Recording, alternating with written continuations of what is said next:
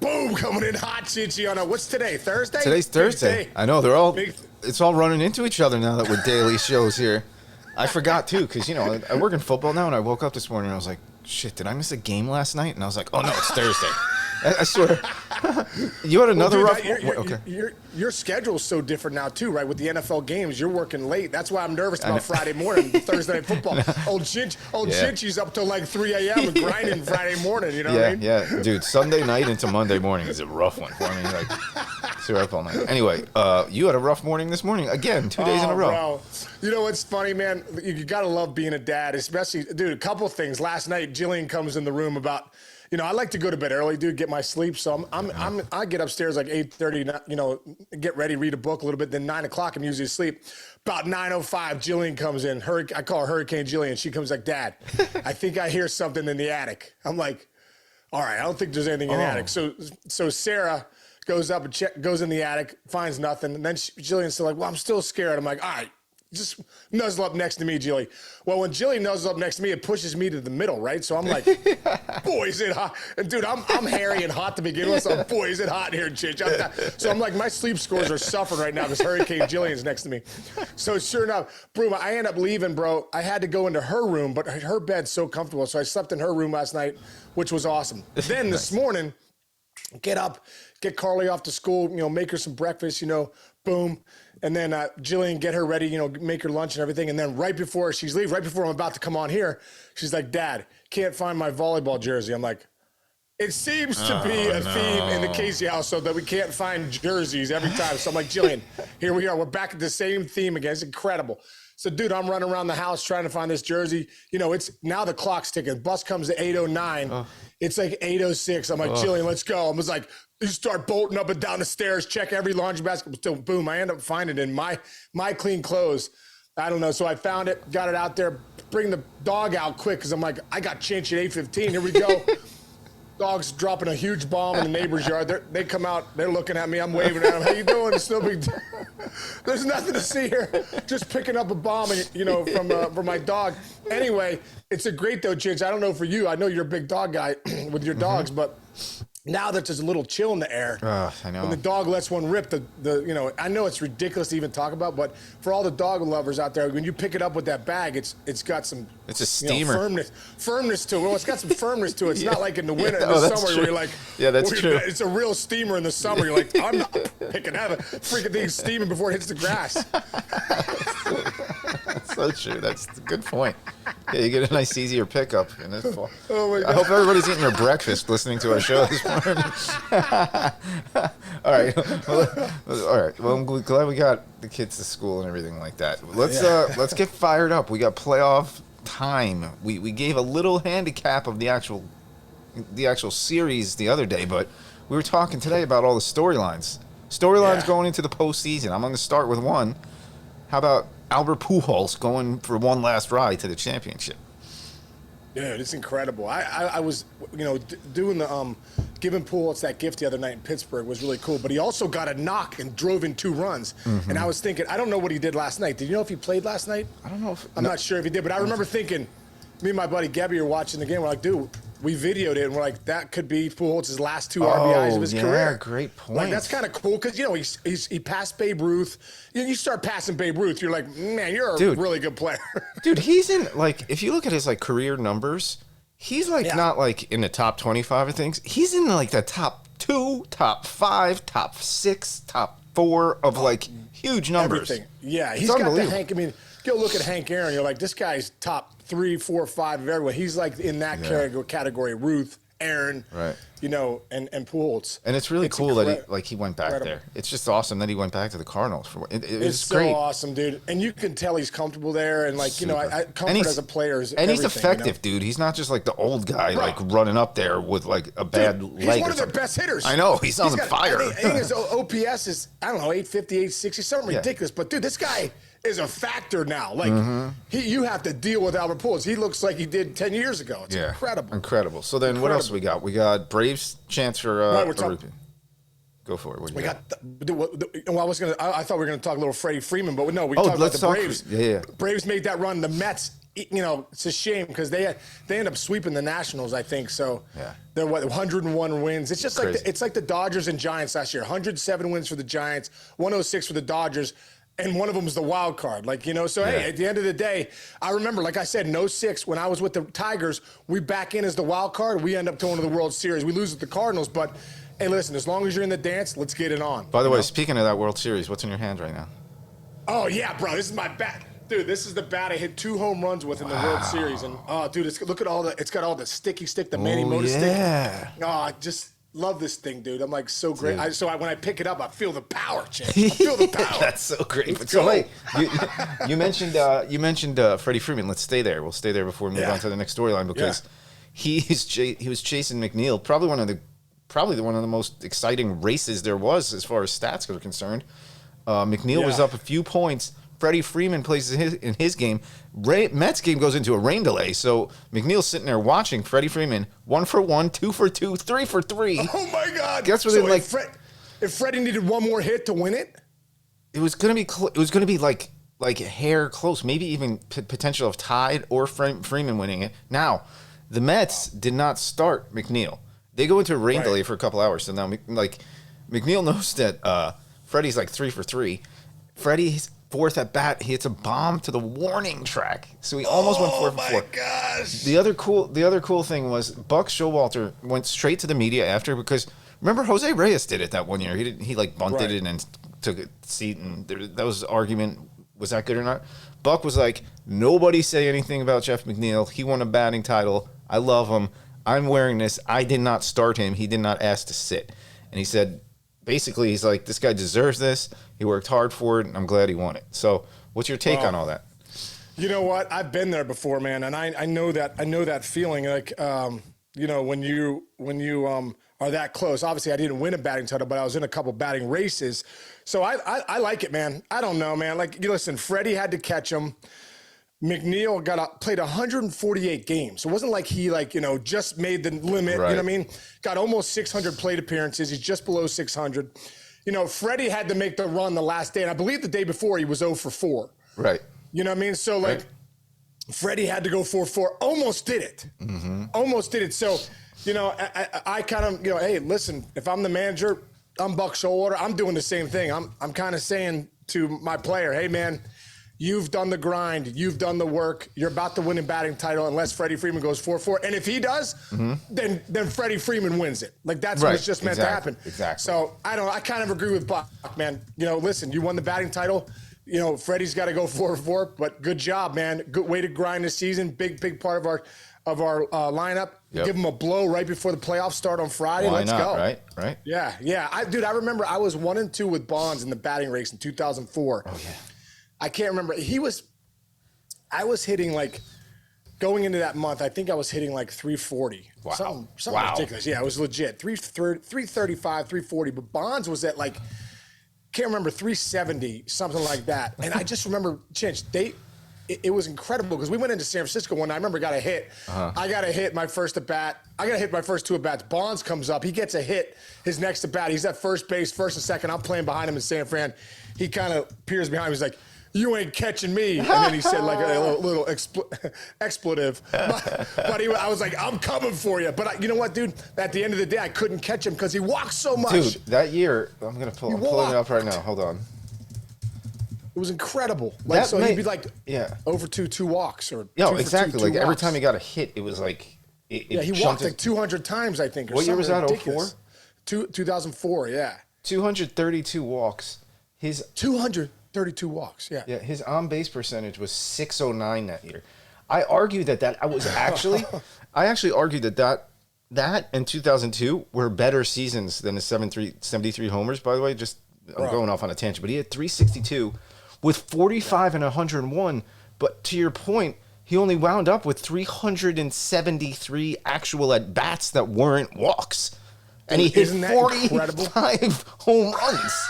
Dude, he broke unbelievable. He was fun to watch, man. I don't care what the hell anybody says. I got a great story really quick. Yeah.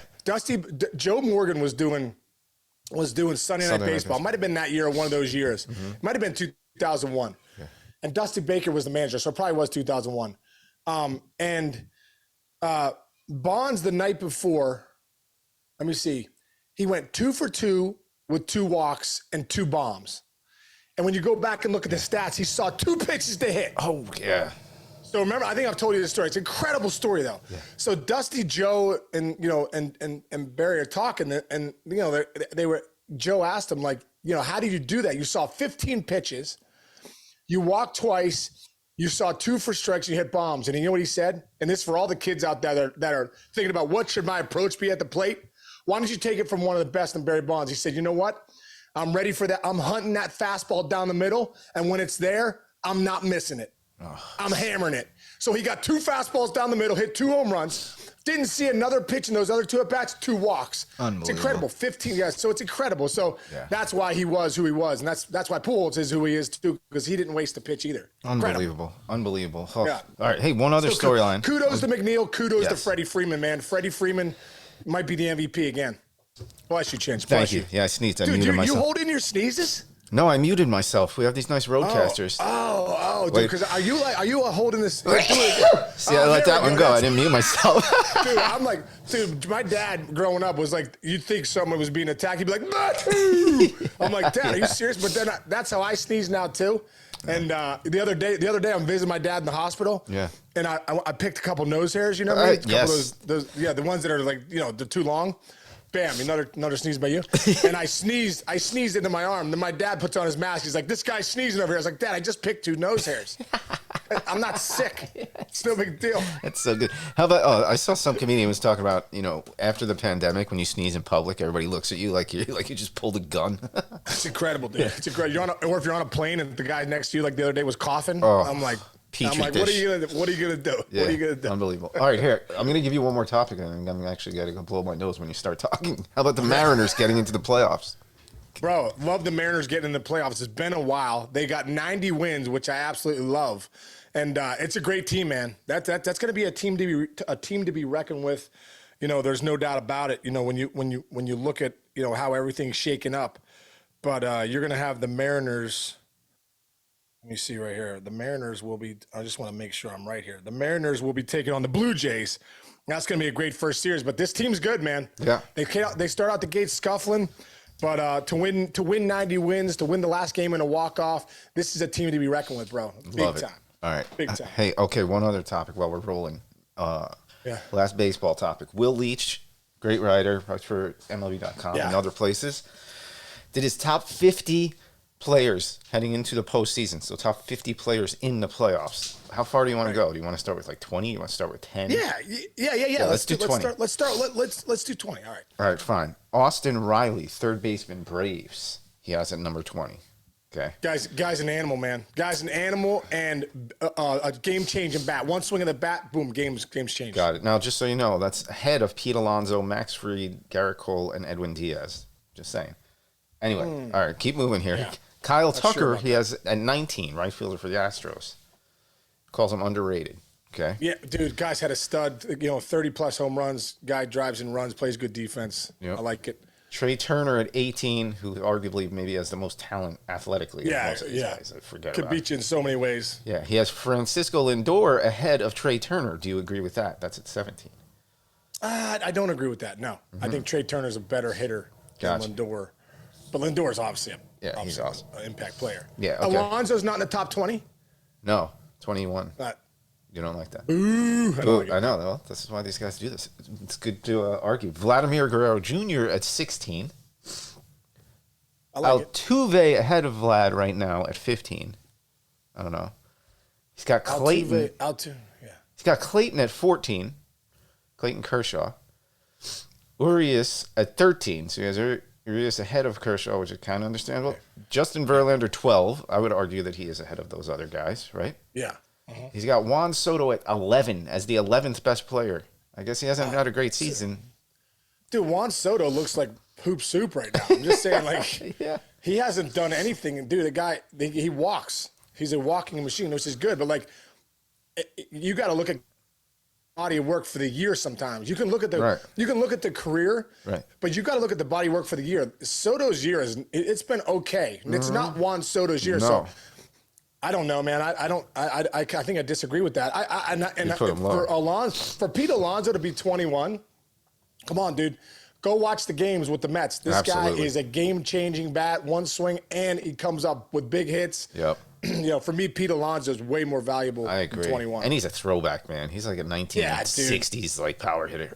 Dude, Julio Rodriguez. That team goes. Yeah, Julio Rodriguez at 10. I'm excited to see him in the postseason. Yeah, love his flash. Now, he's got 9 is Manny Machado, 8 is Nolan Arenado. Would you agree that right now you would take Arenado over Machado? Is a question. Yes, I would. I mean, Machado's obviously having a great year, but I would take Arenado right now over Machado just with the year that he's having. Got it. The body of work of this year. This is an interesting one. Yordan Alvarez at the DH at the seventh best player going into the postseason. Well, I think his track record in the postseason speaks for itself. Big hits, I love Alvarez. I don't know if that's the right spot for him, but I do love him. Okay, next two good guys is an argument too.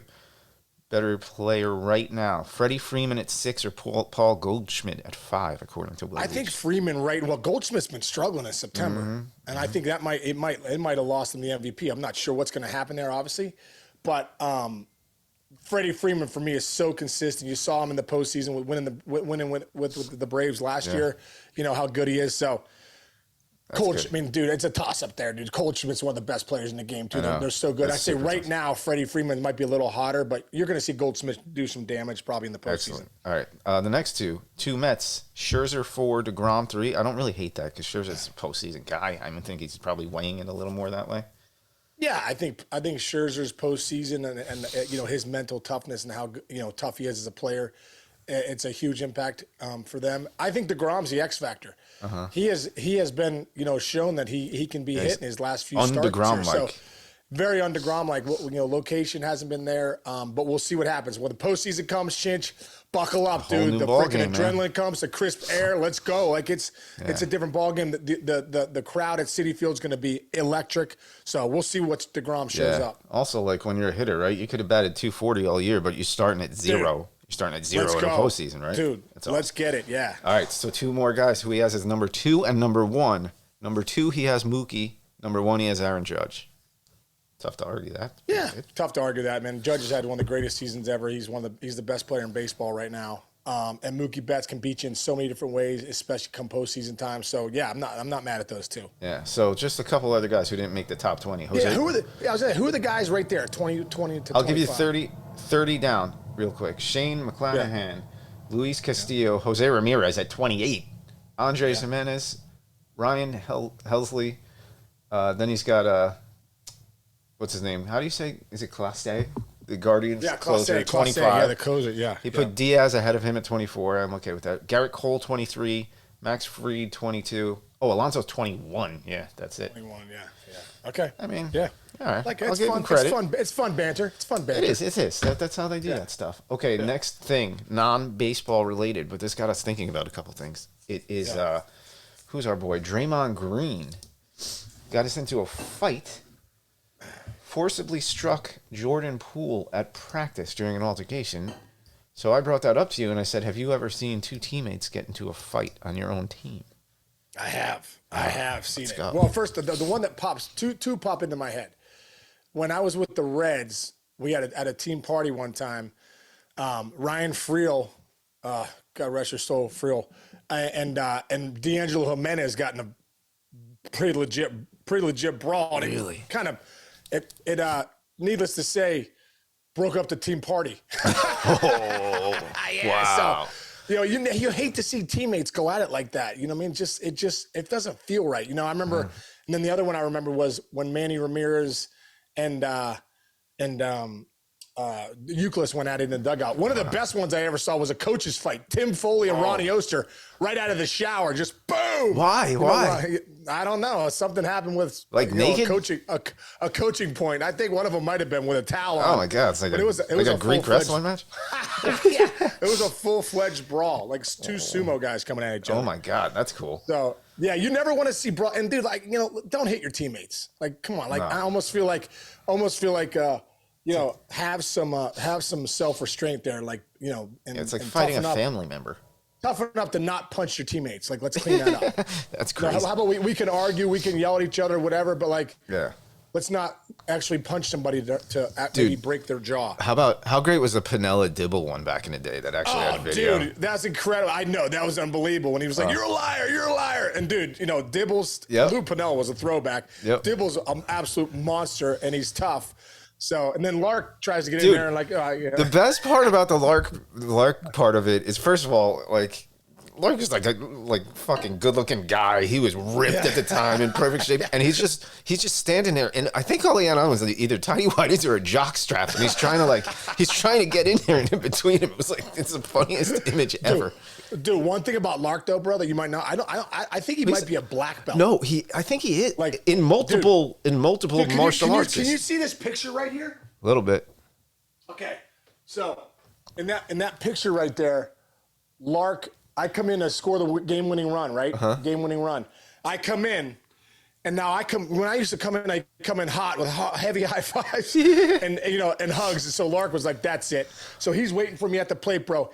He hits me with one of his like jiu-jitsu moves. Like what? He gets under me and boom, and he like I went to hug him, and I was like, "Oh!" He literally took the life out of me, dude. I was like, "Oh!" And so we were rating. So right there, like I'm like, my helmet's coming off. It's because Lark literally hit me so freaking hard. I'm like, dude, this guy's tougher than you think. Yeah. You know? Yeah. He's a fucking stud.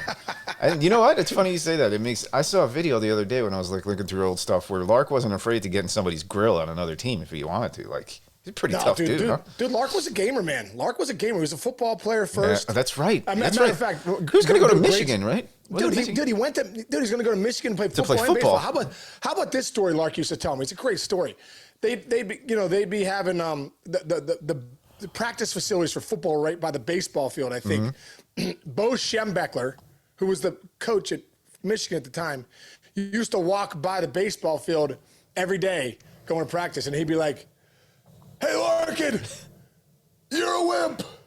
You're a wimp. You should be playing football. What? Get done with that baseball stuff and come over with the real men and strap on the pads." And every day, Lark said, every day, Bo Schembechler would walk by practice. That's crazy. And taught Larkin because he's like, "You should be playing football." This is funny. One of my best friends, he played lacrosse and football in high school. When we were seniors in high school, he had the fastest shot in high school of a lacrosse player. So he gets recruited and he wanted to play lacrosse and he didn't want to play football anymore. So he gets recruited. He goes to Yale, but Yale got him in as a football player and he could also play lacrosse. Right. And you know how football season starts like 3 weeks before you even get to school. They're there in August, whatever. He just didn't go. He's already enrolled in college at Yale. He didn't show up to practice? And like the coach called him like after the first day. He's like, "Hey, man." And he was, by the way, he was a running back. So it's not like this was a recruit where it was like just like a backup corner D-back in 3 years. Like he was like a really, really good running back, like best running back on Long Island our senior year. And the coach was like, "What are you doing, man? Are you all right? You didn't get here?" He's like, "Yeah, no, I'm not playing." And the coach was like, "What?" Like the day of the season starting. Like I always thought that was the biggest balls I've ever seen. Then, wait, let me fast forward. I'm not going to mention his name. So his senior year, they go, all us northeastern teams and anything go down to like Boca to play your first spring. Anything. Oh yeah. So senior year in high school. No, this is college now. College. So this is his senior year in college where he had to play lacrosse. I think he was preseason All-American before his senior year. They get down and they're playing a game, and I don't know how much you know lacrosse, but it's like chasing ground balls. Like that's the biggest hustle play you got to do. And he never liked hustling because he just had this cannon. He never liked going after loop. So he's standing there, and it's like day 3 of like their spring practices. We're running sprints, whatever. And he's on the field, and his coach like gave him shit and like yelled at him really bad for not like chasing after a ground ball. He just took his lacrosse pads off and goes, "I'm out." And he walked back to his hotel room, which was like, apparently it was like 4 miles away. And he just walked with like his gear in his hands. And he said it was such a long walk that the practice ended. And the coach drove right past him as he was walking by, just stared at him in a window. And that's how his athletic career. He definitely bookended his college athletic career. Isn't that nuts? Oh my God, it's crazy. Quit being so fragile. Let's go. I know. Anyway, so we got good stuff there. What do we got? Oh, now wait. What's today? Thursday. Tomorrow will be our first Fun Bag Friday of the 5-day-a-week season. I'm almost like nervous about how we do it because now we're doing basically Fun Bag 5 days a week. I think it's just I don't even know what we call it. Just the Chinch and Case show now. Yeah. Just 5 days a week, the Chinch and Case show. Yeah, there you go. Know what I mean? Look what we got here too. The CNC Music Factory. That's nice. Here's the root of my Stu. sneezing. And Stu. Yep. Is that Stu? Yep, root of my sneezing. Oh, one super quick story before we go. Yeah, you know Dave Wanstead. We've talked about him on here, so I work with him now, and I was on like this call with him, and it was like the second day I had ever met him. And we're talking, and Stu comes over and then just sits on my lap. And Dave Wanstead is about as man's man as you could be. I mean, like, just like spits nails. And he's sitting there, and he goes, and he calls me Cinch. He doesn't call me Chinch. And he goes, Cinch, excuse me, Cinch. You got a cat? Is that a cat on your lap? And like, he was so like taken aback, like, is this the kind of guy I'm working with? No, listen, first of all, I am a cat guy too, so all people, men at home who are cat guys, I'm not hurting you. I got your back. But he was so traumatized. And I go to, well, I got 2 dogs too. And I explain, and he's like, are any of them big or are they little fucking dogs? And I'm like, no, I got one big one. He goes, all right, you're fine. I talked to our guy Ents the next day. He goes, dude, if you didn't let him know about your dogs, I think that was the end of your relationship with Dave Wanstead. He'd have called Ents and been like, listen, Cinch is out of here. He's a cat lover. Yeah. You know what I mean? And he's got little dogs. But it turns out you got a little dog and a big dog. It saved you. Macy saved you, right? Isn't Macy the big one? Yeah. Yeah, Macy saved you. Oh, dude, that's so great. That's like spoken like a true Yinzer too for Wanstead to be like, hey, Cinch, Yin's got one of them cats over there. Which Yin's a cat lover. That's exactly what it was. I think he said, quote unquote, you're a cat guy? Anyway, all right, so let's roll, man. We'll be back tomorrow. All right, man. Hey, everybody out there, appreciate you. Keep listening, downloading, tell your friends. Let's get this thing rolling. Let's get those numbers up, and we're gonna keep throwing out there. Chinch, love you, brother. I'll see you tomorrow morning. I don't know what's gonna happen. Hurricane Jilly, Carly, somebody. Hurricanes are coming. Yeah, hide all your personal materials so they don't steal your shit. Yeah, I'm heading to Kent State tonight to see my son. Jake's playing like a scrimmage game against Malone College, so heading up there tonight. So I'm looking forward to that. Nice. Yeah, All right, man. All right, brother. Have a good rest of the day. Chinch, love you, man. Love you. See you, buddy.